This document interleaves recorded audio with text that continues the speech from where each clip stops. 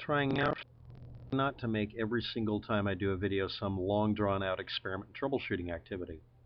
BB guns and other air-powered weapons are not considered firearms in California, but for liability of a maximum civil fines $1,000 first violation, $5 for the second, and the third one is $10,000, and for all subsequent ones, you have to obey a set of rules that amount to, yeah, you have the right to keep and bear arms or have a BB gun or squirt gun, but we're going to make a set of rules. Now, these are actually based on, in most cases, safety. Sometimes they're just based on pissy behavior, and sometimes it's reaction to pissy behavior by citizenry, because the citizens decide to, what was that thing? Someone did a First Amendment or Second Amendment audit where they decide they're going to go out and prove that they're really patriotic by triggering politicians into taking away your rights so that they can prove it can be done. That's sort of like tax protesters causing the tax laws to change to the point that you can't get away with actually paying taxes normally, making things tough for everybody because they want to be important. Mass noncompliance, or communicating instructions for how to build a gun or clean one or repair one. Repairing and making something can be exactly the same thing sometimes. Is this constitutionally protected speech or a violation of ITAR? ITAR is a set of rules that say you can't disseminate information on how to build weaponry that could be useful to an opponent, to the U.S. government. Okay. Or another one is don't produce information that helps people circumvent rules and laws. Like, literally, that can be applied any way you want to. Basically, it's at the whim of whoever makes the rules. Golden rule, whoever's got the gold makes rules. California prohibits purchasing, selling, manufacturing, shipping, transporting, distributing, receiving, or even discussing imitation firearms for commercial purposes. If you make money making fake or toy guns or imitation guns that aren't real firearms, defined as using a propellant that is done by combustion. That's a specific thing because combustion-type propellants can expand 1,000 to 1 rather rapidly. Explosive or deflagration or flagration, they can expand quickly. So you can buy, sell, trade these things commercially, and you should treat it as if this should be the rule you follow as an ordinary private citizen. Remember, they're regulating companies here. You can make it entirely transparent so that the contents are completely visible so that you can tell it's absolutely not capable of doing something terrible or dangerous. Or you can make it, the entire surface, white, bright red, orange, yellow, green, blue, pink, or purple, if you wish to make it to where it's impossible to confuse with something. Of course, that kind of defeats the purpose because someone could just spray paint a bazooka bright orange and pink and put little ponies on it, and somehow that's going to make it easier to get away with.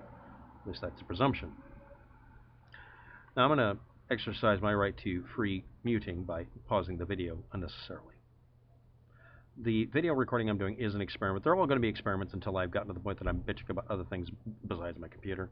And this one creates a 1-second delay, the opposite direction of the previous video recordings did. So I'm getting used to this. That is actually needed. I needed at least one pause in there. Here we go. You can make non-firing, or excuse me, yes, make non-firing historically significant collector's replicas as long as it's sold with a wall plaque or presentation case. You can't sell it as a bare item. That means if you sell at a yard sale, no. If you are in the practice of commercially making them. It's the same concept as if you're a mass producer of ammunition and weaponry in California, it has to follow their drop test rules, not the national one, because they do have the right to regulate freaking anything just like you can.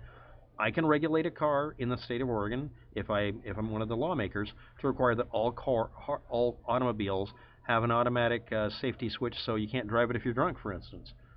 It might be, I mean, you could challenge it in court, but you can make rules any way you want to. But that's for commercial production. Well, there's also rules for ordinary users. The law says in the United States it's legal for you and I to build and possess guns. We can make them for our own personal use, just not if we're reselling them. This is commercial activity. But you can also apply it to ordinary citizens because us normies shouldn't make a gun that has the barrel pointing the wrong way when we're pointing at somebody. It's called a suicide weapon. And some guns, I swear, are very close to doing that. Yes, there's a gun that was notorious that was manufactured as a project or a kit that had a habit of detonating, getting a bullet stuck, a squib load, and then when you fired it again, the bore obstruction would cause it to throw the entire bolt one way and the breech into your head, and it killed, well, it didn't kill somebody, he made it. They also define BB gun devices as being something within commercial usage, or spot marker gun, paintball. Instrument that expels a projectile not exceeding 6 millimeters in diameter, that's 0.23 inches, through the force of air pressure, gas pressure, spring action, CO2, anything related. This does not include bows and arrows, which can go ridiculously different. They're ludicrous speed. The next definition for anything within the imitation firearm range is water pistols, pop guns, or any other weapon incapable of harming either persons or property in any way. Remember, the first one's a BB gun. It can cause some damage. And the non-firing, historically accurate weapons, you could, if you made them a little bit too realistic, you could bore them out and actually make them fire something.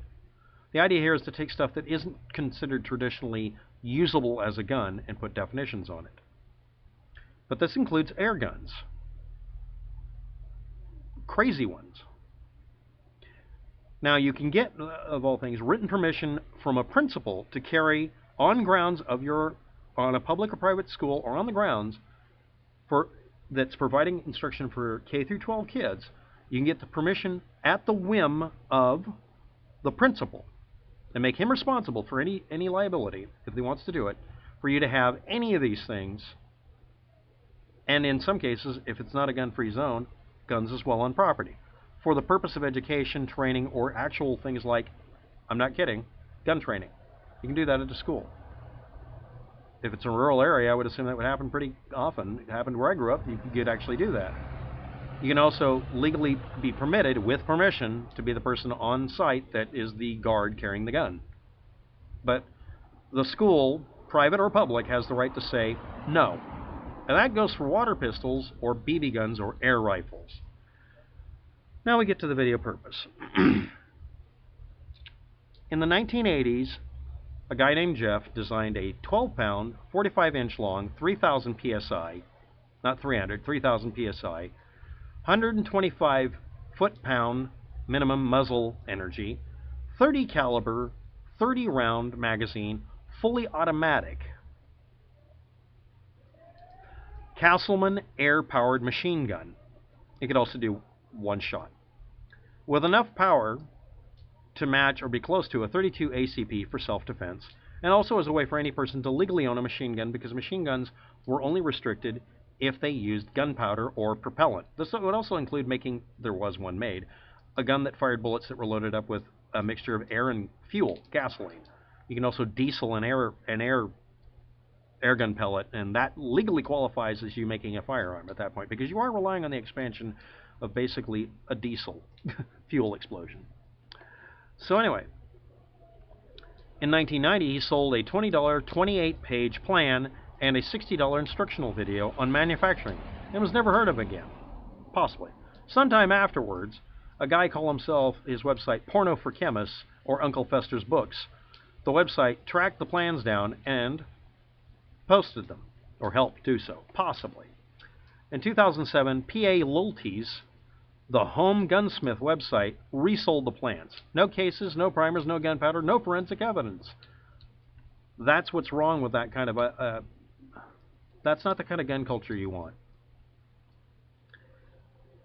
And in 2011, a video was published showing possibly the original inventor shooting a prototype air-powered 9mm 357 caliber, which are identical, or 100 gauge shotgun. That's where the 100 gauge mark is.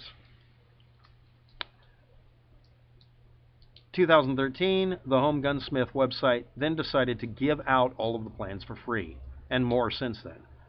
And it got archived for you all to grab below, if you want to look at it. It's an air gun. Now, why would this be useful? It's not regulated.